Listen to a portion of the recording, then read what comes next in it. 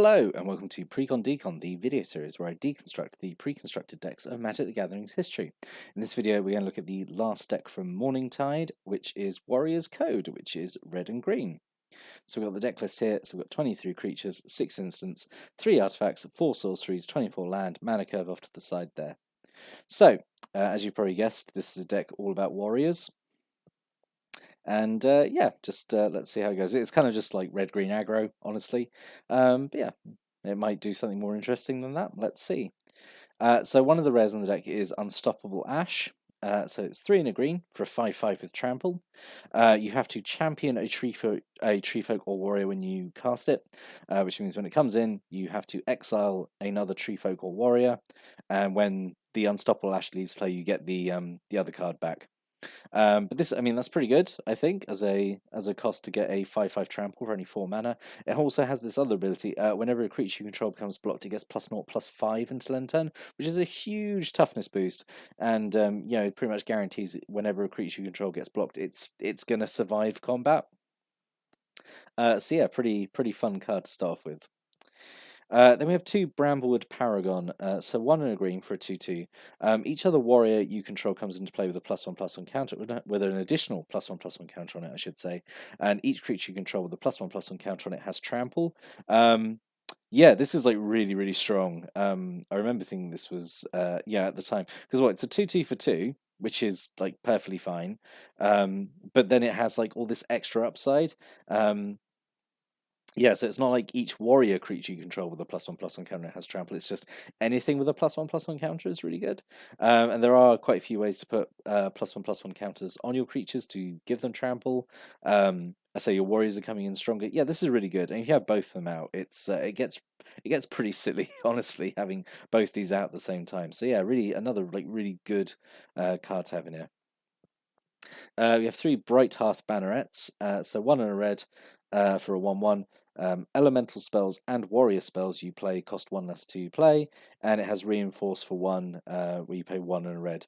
So this one is actually pretty interesting. Of all the bannerets, I think this is the most interesting, because all the others are kind of like they're 1/1s or or 1/3s or something like that, where they just have like a keyword ability.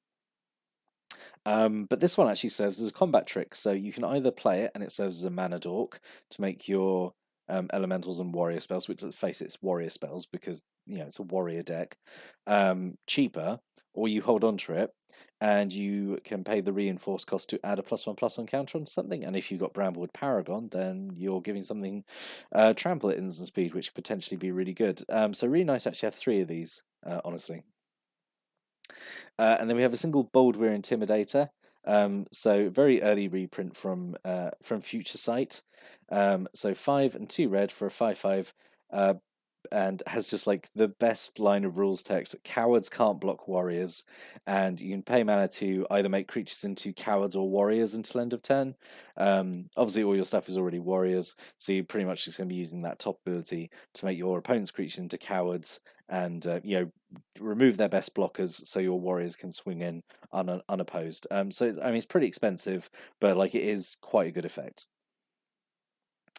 So the other rare of the deck is Boldwyr Heavyweights. So for two and 2 red, we get an 8/8 trample, which is a huge stat line, but it does come with a drawback. So when Boldwyr Heavyweights comes into play, each opponent can search their library for a creature card and put it straight into play and then shuffle. So this is a huge gamble to take.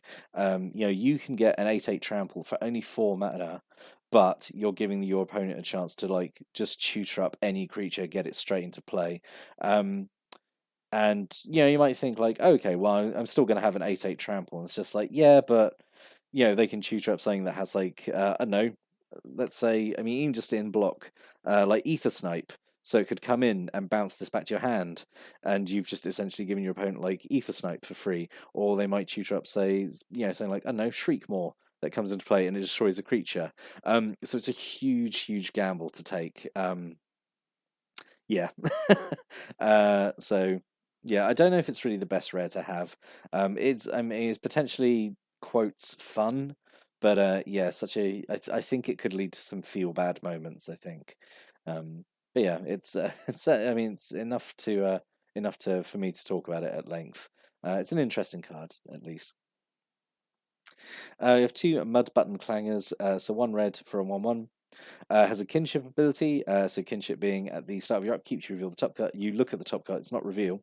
You look at the top card of your library, and if it shares a type with Mud Button Clanger, so if it's a goblin or a warrior, you can reveal it, and if you do reveal it, it gets +1/+1 turn. So there's a lot of hoops to jump through really just to make it a 2/2, really. Yeah, I mean, it is then potentially what, a 2/2 for one mana. It could potentially swing for two on turn two, but like it's still a lot of hoops to jump through. It's kind of unimpressive, honestly. And two Lunk Errants, so 5 and a red for a 4/4, which is, I mean, that's already below curve anyway. When it attacks alone, it gets +1/+1 and gets trample until end of turn. So it's kind of like bad exalted, honestly. Yeah, it's just it's not great. It's not great because it's what, 6 mana.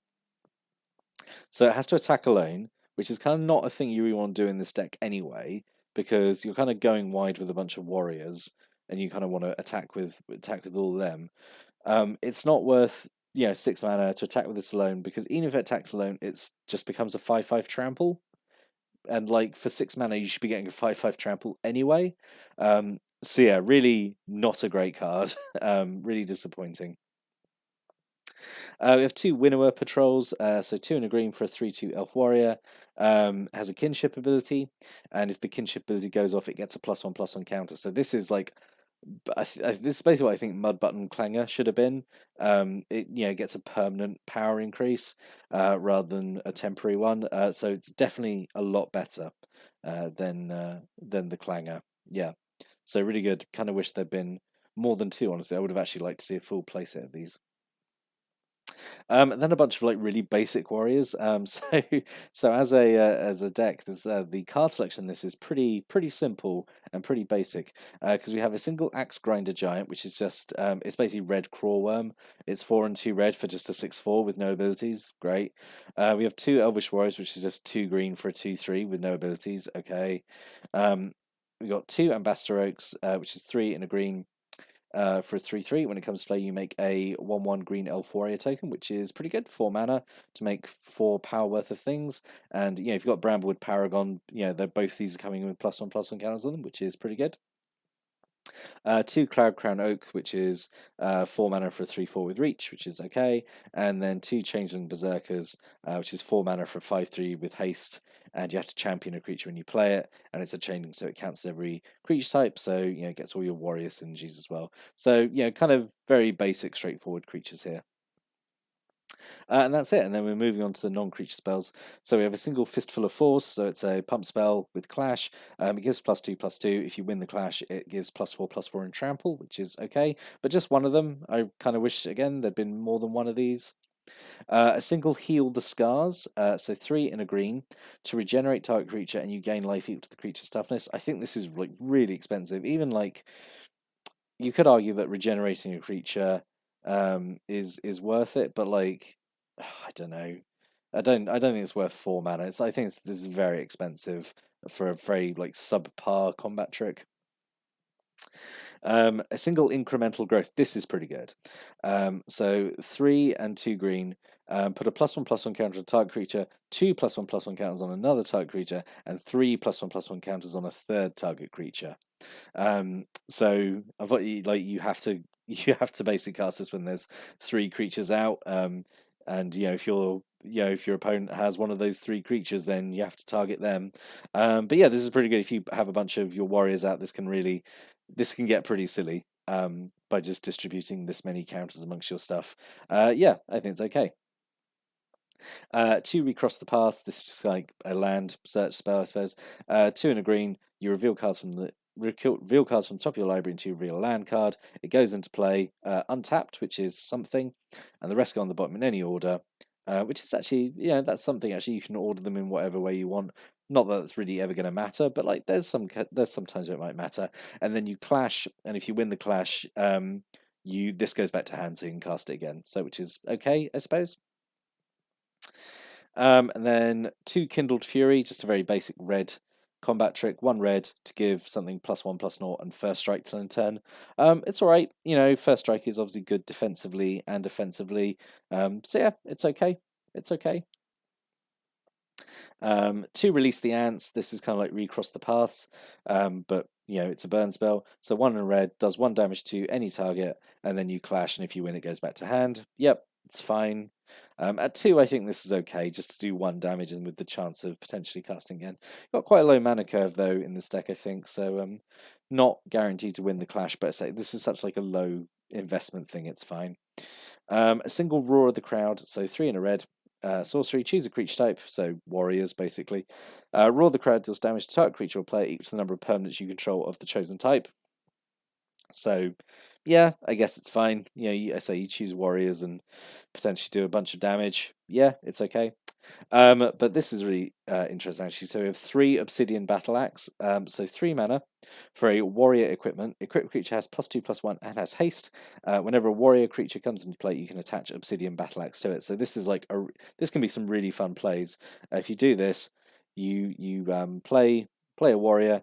This goes on it and it can immediately attack, and it's got a power and toughness boost as well. So yeah, really good. There's 3 of these actually. Oh, and that's it. That was it. Wow, we got through the deck really quickly there. So, what could have been? So, I do think the card selection in this deck is pretty basic and pretty unexciting. There's quite a few options I think that could have been a lot more interesting. So, Flamekin Brawler, Inner Flame Igniter. These are just some elemental warriors. Flamekin Brawler has a fire breathing ability. Inner Flame Igniter has an ability that buffs your whole board, and if you use the ability 3 times in a row, it gives all your stuff first strike until end turn, so which is pretty good. I mean, it requires 9 mana to get to there, but it's fine. Mudbutton Torch Runner is just a goblin. When it dies, does 3 damage to anything, which is fine. Warspike Changeling is just 4 mana for a changeling. You can pay 1 red to give it first strike till end turn, which would be okay. Imperious Perfect should absolutely be in this deck. This is a great card. So 2 and a green for an elf warrior, gives all your elves +1/+1. A decent number of the cards in the deck are elves. And you can pay 1 green and tap to put a 1/1 green elf warrior creature token into play. So you make a like the potential is so good because you make a 1/1 elf warrior. It's a 2/2 because of Imperious Perfect. You have Bramblewood Paragon out. It gets a counter on it, so now it's 3/3. And if you've got the Battle Axe on it, the Battle Axe goes on. So for 1 green mana, essentially, you're immediately swinging with like a 5/4 haste. Really, really good. Just one of these in the deck would have made it like so much better. Yeah, really disappointing there wasn't an Imperious Perfect in this deck. Oakgnall Warrior is just a big old tree folk. I think it's got Trample and Vigilance. Hunting Triad is again like a really interesting card. I think that could have been in here. So it's 3 and a green to make 3 1/1 Elf Warrior creature tokens, or it can reinforce for 3. Which is really interesting. So you can either go wide or go tall with it, honestly, as a single card, which is pretty interesting. And again, like really, really confusing why this wasn't in here. And then potential alternate rares. So instead of bold, so as like I said, bold with heavyweights, I think it's such a huge gamble to have, and like it doesn't feel right for something that could be like an introductory product. Because like a new player could cast it and be like, oh yeah, I've got my big 8/8 tramper, and then someone else pulls out a card that immediately deals with it, and it just feels bad, I think. So Shared Animosity. Could have been potential. It's an enchantment. Whenever a creature you control attacks, it gets +1/+0 until end turn for each other attacking creature that shares a creature type with it. So, which is pretty good. So you attack with 3 warriors, they all get +2/+0, which is I think okay. Just kind of like a permanent kind of power boost when attacking. Or Vengeful Firebrand, so 4 mana for a 5/2, has haste as long as there's a warrior in your graveyard, and it has a fire breathing ability. I always thought this is like pretty basic for a rare, but I suppose it's coming down. It could potentially be like a 5/2 with haste and the fire breathing ability, and gets other stuff on it. It could be okay, but again, I never really felt that's rare worthy. It's like very weak rare, so maybe Shared Animosity would have been the best card to have in this. Or alternatively, let's talk about adding a third color, because white actually had a decent few sort of warrior synergies that we could have had. So Lair Watch Giant is 6 mana. It can block an additional creature, and when it blocks, I think 2 or more creatures, it gets first strike till end turn. I can't remember its power and toughness because I covered it up because I'm a genius. Changeling Sentinel is just it's a fairly chunky changeling. I think it's the 3/3. It has vigilance. Avian Changeling is just 2/2 flyer and against a changeling, so it's like a warrior that has flying, which is okay. And then these has been some potential rares. Feud Killer's Verdict, so 4 and 2 white for a giant sorcery. You gain 10 life, and then if you have more life than an opponent, you make a 5/5 white giant warrior creature token, which is okay, I think. And Stone Hewer Giant, who's 3 and 2 white for a 4/4 vigilance. You pay 1 card, 1 white, tap, search your library for an equipment card, put it into play, and then it goes on to a creature you control and then shuffle. So Stone Hewer Giant, I think, could have been really interesting in this deck to search out the battle axes, and like you could have maybe put some other equipment in the deck as well. And yeah, I don't know, and then as part of adding white, you could have had a bunch of other like white combat spells and support spells. So yeah, that's my my suggestion is kind of splashing white into this, make it Naya coloured, so green, red, white. It's been a while since I've definitely it's been a while. Firstly, it's been a while since I've had to suggest a third colour into a deck, and this is coming straight after the shamanism deck where I suggested adding a different colour. So yeah, Morningtide has made me obviously had a lot of missed potential. But yeah, so what do I think of the deck? I think it's okay, but I do think the card selection is a little flawed. It's a little basic, I think. It's actually almost too straightforward. Yeah, there's like some. I said there are some good cards in here. I do think the Bramblewood Paragon is very good. At the very least, Obsidian Battle Axe is good, but yeah, it's just it kind of just missed the mark in having some cards that were like feel so obvious to include. But I say that's just my thoughts. What are your thoughts on the deck after looking at it? Did you have this deck? Do you have any thoughts or opinions or stories? Please put a comment below. I do like reading those. But that's it now with Morningtide. Or it would be, because I have an idea of one more video after this, where we're going to do a what could have been for Morningtide, because so Lorwyn had 5 decks, Morningtide's only had 4. Why wasn't there a 5th Morningtide deck? Well, I'm going to solve that in the next video before we move on to Shadowmoor. So look forward to that next time. But until then, thank you for watching and listening. Have a great day.